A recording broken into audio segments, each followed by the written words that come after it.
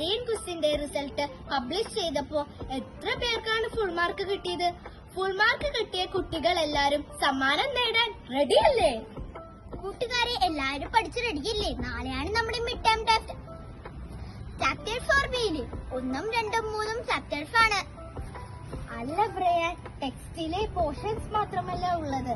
ഭാരത ക്രൈസ്തവ അപ്പോസ്തലിക പൈതൃകത്തിൽ നിന്നും ആദ്യത്തെ 2 പാഠങ്ങളും ഉണ്ട്. അതെല്ലാം പഠിച്ചോണ്ട് വരാൻ മറക്കല്ലേ കൂട്ടുകാരെ. പിന്നെ ഒരു കാര്യം കൂടി, ഇത് 4ാം ക്ലാസ് തൊട്ട് 12ാം ക്ലാസ് വരെയുള്ള കുട്ടികൾക്ക് മാത്രമാണ് ഇതുള്ളത്.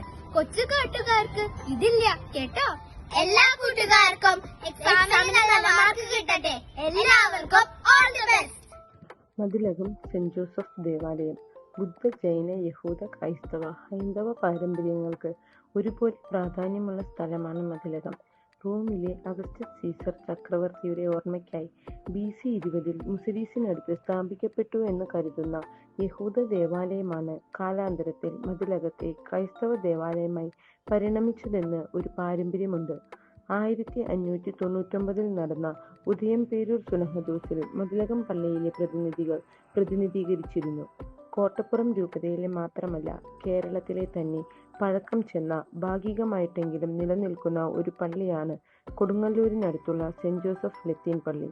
ഈ പുരാതന പള്ളിയുടെ മുഖാവരം അടച്ചുകൊണ്ടാണ് ഇന്ന് കാണുന്ന പുതിയ പള്ളി നിർമ്മിച്ചിരിക്കുന്നത്. പഴയ ദേവാലയത്തിലെ പുരാതന കാല വസ്തുക്കൾ ഇപ്പോഴും പരിരക്ഷിക്കപ്പെട്ടു പോരുന്നു. മദ്ബഹയിൽ സ്ഥാപിച്ചിരിക്കുന്ന അൾത്താരയും അലങ്കാരവും മനോഹരമാണ്.